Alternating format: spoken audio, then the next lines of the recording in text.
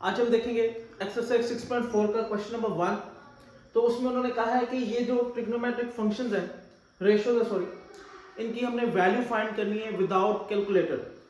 तो उसके लिए हमारे पास ये टेबल दिया गया होता है जिसमें डिफरेंट एंगल्स पे डिफरेंट ट्रिग्नोमेट्रिक फंक्शंस की या रेशियोज की वैल्यू दी गई होती है।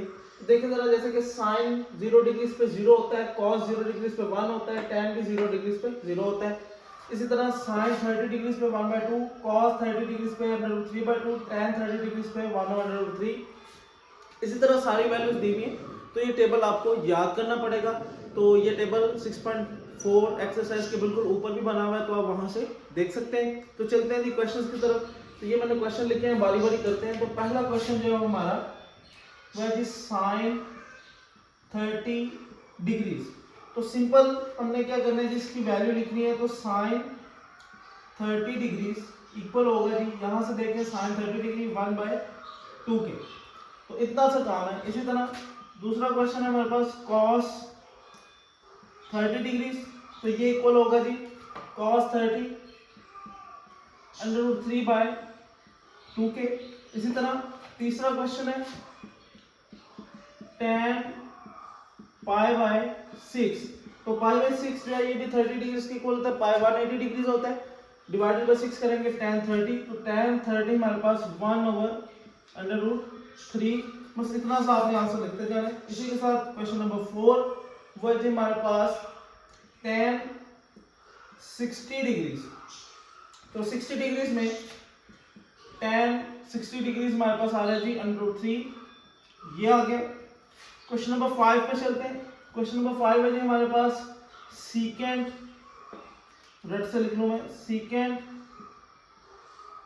60 डिग्रीज। तो सीकेंट 60 डिग्रीज में, अब सीकेंट होता है कॉस का उल्ट, तो कॉस 60 डिग्री हमारे पास 1/2 है, तो सीकेंट 60 हमारे पास होगा जी 2/1 लिखना चाहते हैं तो लिखने, नहीं लिखना चाहते तो ना आगे।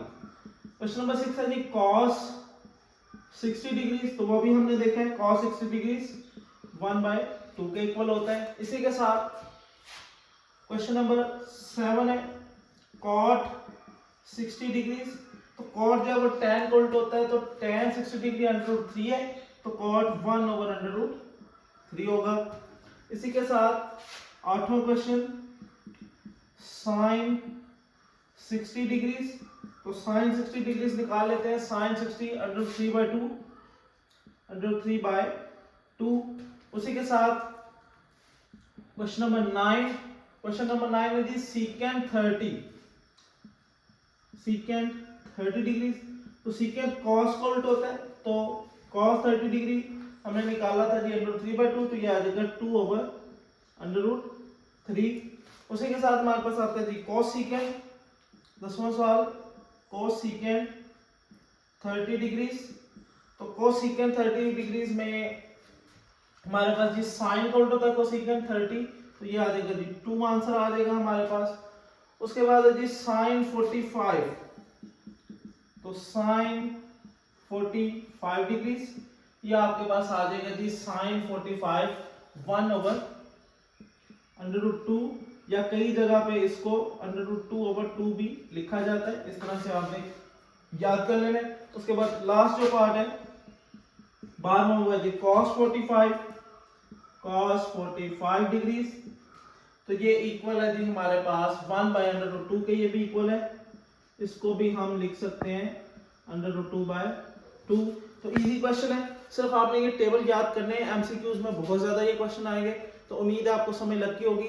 अच्छा जी, अब चलते हैं क्वेश्चन नंबर 2 की तरफ। तो जिसमें ये वैल्यू 8, ये 6 क्वेश्चन है, इनकी हमने वैल्यू फाइंड करनी है। तो जैसा कि आप देख रहे हैं कि इसमें भी हम टेबल का इस्तेमाल ही करेंगे। तो टेबल बहुत ज्यादा जरूरी है, वो आपने लाजमी याद करना है। तो चलते हैं जी क्वेश्चन नंबर 1 की तरफ। बहुत इजी क्वेश्चन है अगर आपको टेबल याद हो तो। 2 sin 60 डिग्रीज cos 60 डिग्रीज। तो सिंपल हमने क्या करना है, इनकी वैल्यूज पुट कर देनी। तो 2 sin 60 की जगह पे sin 60 √3/2 और cos 60 हमारे पास है जी 1/2। तो इसको सिर्फ हमने कैलकुलेट करना है। तो ये 2 इस 2 से कैंसिल हो गया, बाकी बच गया जी √3 1 √3 और बटा 2 बच गया। या अगर आपको कंफ्यूजन लग रही है तो आप इस 2 को इस 2 के साथ काट दें, तो 1 से मल्टीप्लाई होगा, तो यही आपका आंसर आएगा। पार्ट नंबर 2 पे चलते हैं, वो है जी 2 cos pi over 6 sin pi over 6। तो पाई ओवर 6 मैंने आपको बताया था कि 30 डिग्री होता है, तो 2 cos 30 हमारे पास है जी √3/2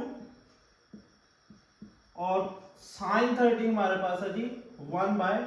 तो ये वही क्वेश्चन बन गया, 2 को कैंसिल कर दें, बाकी बचेगा √3/2, ये आपका आंसर होगा। पार्ट 3 पे चलते हैं।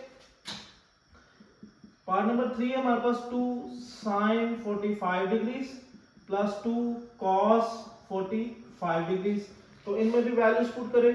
2 sin 45 की जगह पे हम लिखते हैं जी 1/√2 प्लस 2 cos 45 की जगह पे हम लिखते हैं जी इसका भी 1/√2।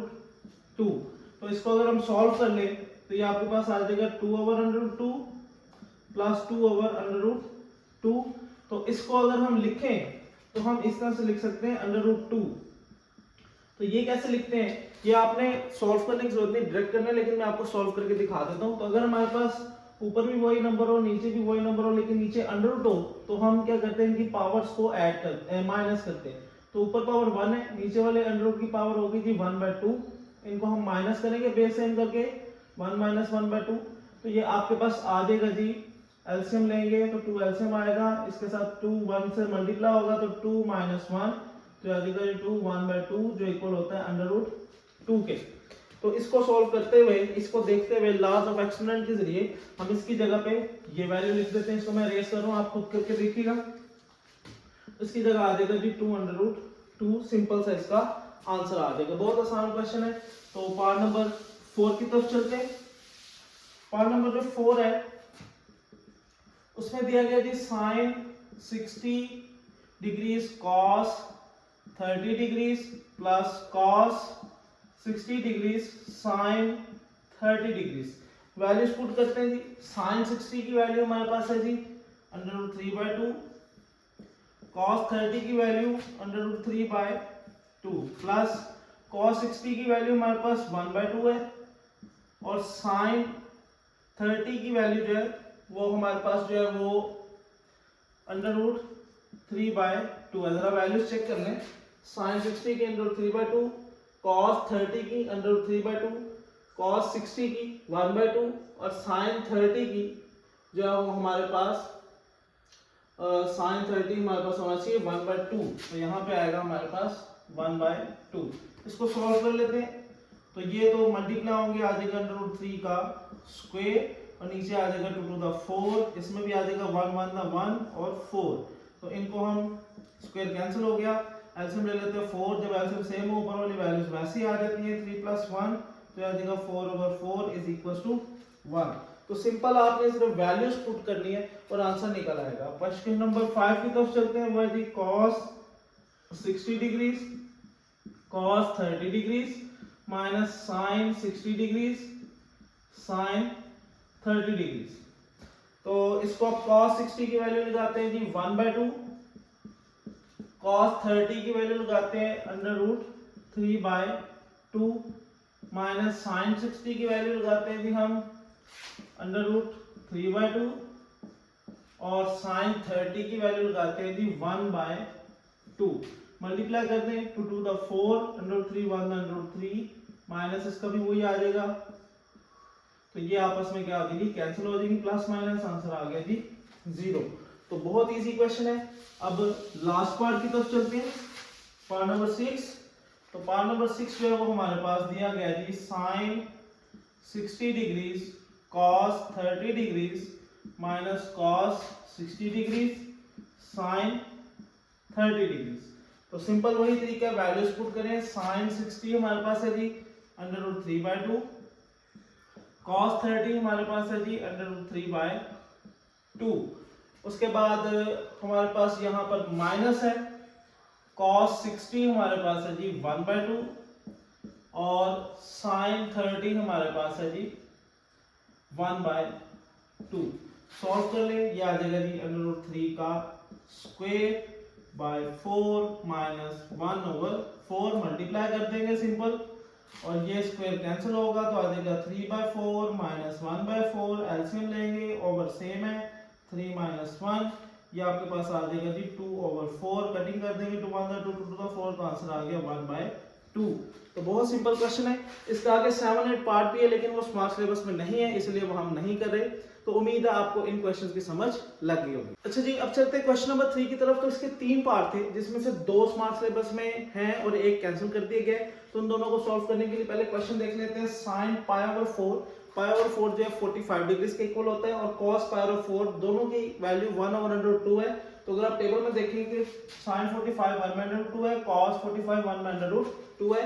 तो इसके मुताबिक हमने ये 2 क्वेश्चंस हल करने हैं। तो पहला क्वेश्चन जो है वो हमारा दिया गया है 2 sin 45 degrees minus 2 cos 45 degrees. तो इसकी वैल्यूज पुट करनी है, सिंपल वही तरीका है जो क्वेश्चन नंबर 2 में किया था। तो 2 into sin 45 1/2 ये उन्होंने बताई भी है, माइनस 2 cos 45 1/√2।